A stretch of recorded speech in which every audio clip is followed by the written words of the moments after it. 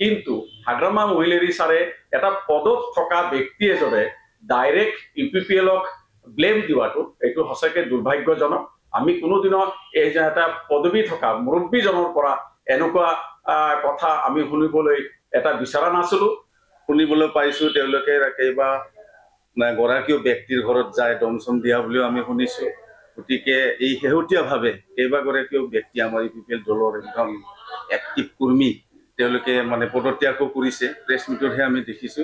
তো সেই সম্পৰ্কত আমি UPPL দলে গভীৰ আমি দুখ প্ৰকাশ কৰিছো। আমি প্ৰেছ মিডিয়াত আমি দেখিবলৈ পাইছো BTCৰ চিফ সন্মানীয় হাগ্ৰামা মহিলী ছাৰে এটা প্ৰেছ বাৰ্তাত তেওঁ ক'বলৈ কৈছে যে যোনটো পৰখি ST লৈ ফালে কোকৰাঝাৰ সচিবালয় যোনটো এটেক হৈছে সঁচাকৈ আমি UPPL তৰফৰ পৰা এইটো দুৰ্ভাগ্যজনক।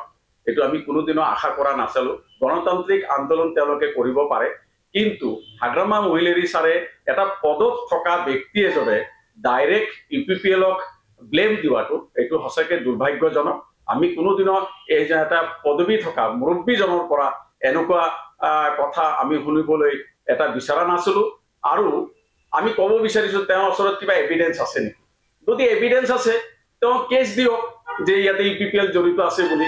এভিডেন্স নথকাকে ডাইৰেক্ট মিডিয়া যোগে আমাৰ UPPLৰ যোনটো এটা ভাৱমূৰ্তি নষ্ট কৰিব বিচাৰিছে সেইটো আমি কেতিয়াও মানি ল'ব পৰা নাই।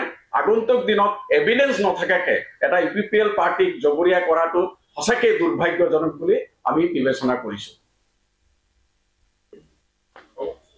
আমি প্ৰথমে UPPL দলৰ তৰফৰ পৰা নতুন বছৰ, ভোগালী বিহু আৰু খ্ৰীষ্টমাছৰ সকলো ৰাইজলৈকে শুভেচ্ছা জনাইছো, উলগ জনাইছো। আজি আমি আপোনালোকক মাতি অনাৰ এটাই কাৰণ, আপোনালোকেও দেখিছে যে এটা সহস্ৰ সংগঠনৰ মুৰব্বী তেখেত জীৱন সিংহ ডাঙৰীয়াই তেওঁলোকৰ কোচ ৰাজবংশী জনগোষ্ঠীৰ লোকসকলক ST দিয়া নিদিয়া সম্পৰ্কটোত UPPL দলে তেওঁলোকৰ যিটো মত সেইটো স্পষ্ট নকৰাৰ অজুহাত দেখুৱাই তেওঁলোকে কোচ ৰাজবংশী ভাইসকলক UPPL দল ত্যাগ কৰাৰ কাৰণে আহ্বান জনাইছে বুলি শুনিছো। শুনিবলৈ পাইছো তেওঁলোকে কেইবা গৰাকীও ব্যক্তিৰ ঘৰত যায় দমচম দিয়া বুলিও আমি শুনিছো। গতিকে এই শেহতীয়াভাৱে কেইবাগৰাকীও ব্যক্তি আমাৰ UPPL দলৰ একদম এক্টিভ কৰ্মী তেওঁলোকে পদত্যাগো কৰিছে, প্ৰেছ মিটতহে আমি দেখিছো। তো সেই সম্পৰ্কত আমি UPPL দলে গভীৰ আমি দুখ প্ৰকাশ কৰিছো। কাৰণ UPPL দলটোত কেৱল মাত্ৰ এটা জনগোষ্ঠীৰ লোক নাই, ইয়াত সকলো জাতি জনগোষ্ঠীক লগত লৈ সকলো জাতি জনগোষ্ঠীকে লগত ৰাখি একেলগে আগবাঢ়ি যোৱাৰ নীতি এটা আগত ৰাখি UPPL দলে কাম কাজ কৰিছে। আৰু এনেকুৱা ধৰণৰ এটা স্পৰ্শকাতৰ ইছ্যুত আমাৰ ৰাজনৈতিক দলত যিহেতু বিভিন্ন জাতি জনগোষ্ঠীৰ লোক থাকে, গতিকে এই ইছ্যুটোত আমাৰ UPPL দলে যিহেতু চৰকাৰতো নাই বা তেনেকুৱা ধৰণৰ পাৱাৰতো নাই, এই ইছ্যুটোত মাত মাতিব পৰাকৈ বা নীতি এটা কোৱাকৈ মতামত এটা প্ৰকাশ কৰাৰ ক্ষেত্ৰত আমাৰ দলীয়ভাৱে কোনো ধৰণৰ ইয়াত সিদ্ধান্ত বা তেনেকুৱা ধৰণৰ আমাৰ যিটো আমাৰ দলৰ স্থিতি সেইটো স্পষ্টকৈ আমাৰ উল্লেখ হোৱা নাই। গতিকে আমি ক'ব বিচাৰিছো এই ইছ্যুটো হৈছে 1990 চন মানৰ পৰা অতি পুৰণা ইছ্যু, জনজাতিকৰণৰ ইছ্যুটো। আৰু সেই সময়ত হয়তো UPPL দলটো আমাৰ নাছিলে। গতিকে পুৰণা ইছ্যু আজিৰ তাৰিখত সমাধান হ'বলৈ গৈ আছে। ইয়াত UPPL দলেও আমি অতি ধন্যবাদ জ্ঞাপন কৰিছো। কিন্তু ইয়াতে কিছুমান কথা থাকিব, যিহেতু এক্সিষ্টিং ট্ৰাইবেল বিলাকো দিব নালাগে বুলি আন্দোলন কৰিছে, বিচৰাসকলেও আন্দোলনটো কৰিছে। সকলোৱে কৰক, আন্দোলন কৰক, গণতান্ত্ৰিক প্ৰক্ৰিয়াৰে আন্দোলন কৰি নিজৰ অধিকাৰটো পোৱাৰ ক্ষেত্ৰত UPPL দলৰ কোনো ক'বলগীয়াও নাই। আমি এক্সিষ্টিং ট্ৰাইবেল সকলে কৈ আছে যে কোনো ক্ষতি নোহোৱাকে STটো দিলে আমাৰ ক'বলগীয়া নাই। তেওঁলোকে কৈ আছে কি আমি ST পালে এক্সিষ্টিং ট্ৰাইবেল সকলৰ কোনো ধৰণৰ ক্ষতি নহয়। গতিকে এনেকুৱা ধৰণৰ এটা ধুমুজাত আছে। চৰকাৰেও সেইদিনাখন এই বিলটো সদনৰ মজিয়াত উপস্থাপন কৰিছে আৰু উপস্থাপন কৰাৰ লগে লগে যথেষ্ট ক্ৰিয়া প্ৰতিক্ৰিয়া হৈছে।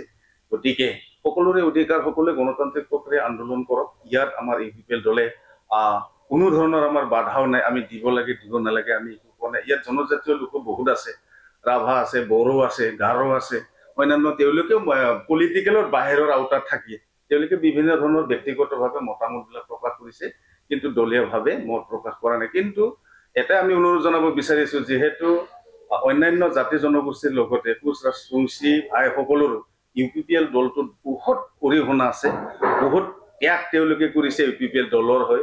গতিকে তেওঁলোকক যাতে এই ইস্যুটোক লৈ কেনে দল ত্যাগ কৰাৰ কাৰণে যাতে তেওঁ আহ্বান নজনায় এইটো আমি অতি দুৰ্ভাগ্যজনক বুলি ভাবিছো। কাৰণ তেওঁলোকেও ভালকে জানে যে এটা দলত এটা জাতিৰ লোক নাথাকে, বিভিন্ন জাতি জনগোষ্ঠীৰ লোক লগ লাগি এটা দল চলে, আৰু সেইটো দলে এই অঞ্চলটোত বসবাস কৰা বা বিভিন্ন জাতি জনগোষ্ঠীৰ আকাংক্ষাবিলাক পূৰণ কৰিবৰ কাৰণে এটা সমূহীয়া সিদ্ধান্তক অগ্ৰাধিকাৰ দি আগবাঢ়ি যায়।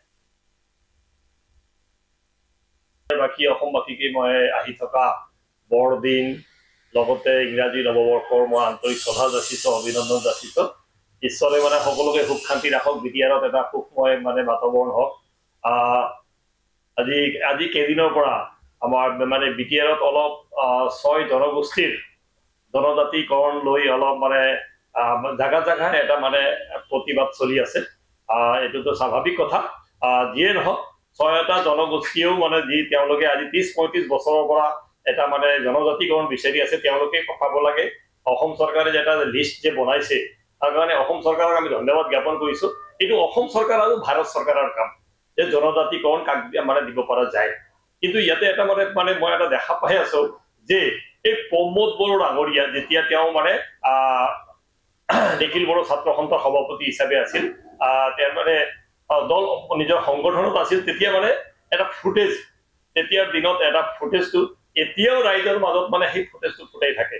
মানে কথা হ'ল যেতিয়া ময়ো এই সময়ত মানে মই নিজৰ জাতীয় দল সংগঠনত আছিলো, তেতিয়া ময়ো মোৰ এটা ধৰ্ম আছিল, নিজৰ জাতিৰ কাৰণে, নিজৰ ভাষাৰ কাৰণে, নিজৰ কলা সংস্কৃতিৰ কাৰণে মই মাত মাতা দল সংগঠনৰ নেতা হলে।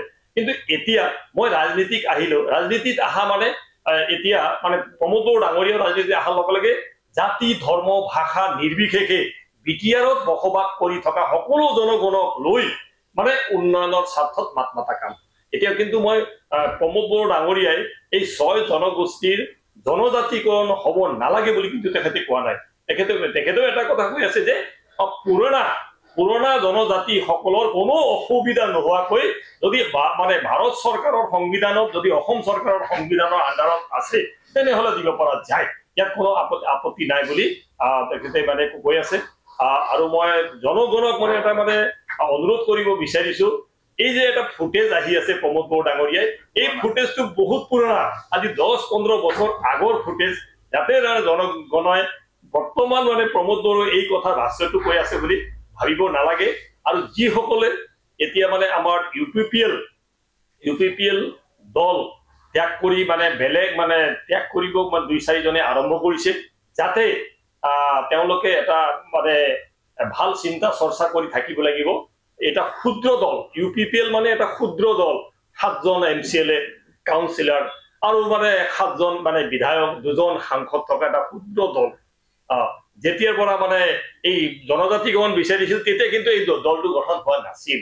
আৰু মই সেইটোৱে অনুৰোধ জনাব বিচাৰিছো, যিসকলে এই প্ৰমোদ বড়ো ডাঙৰীয়াৰ পুৰণা ফুটেজটো বজাই আছে যাতে সেইটো বন্ধ কৰিব লাগে। বৰ্তমান কিন্তু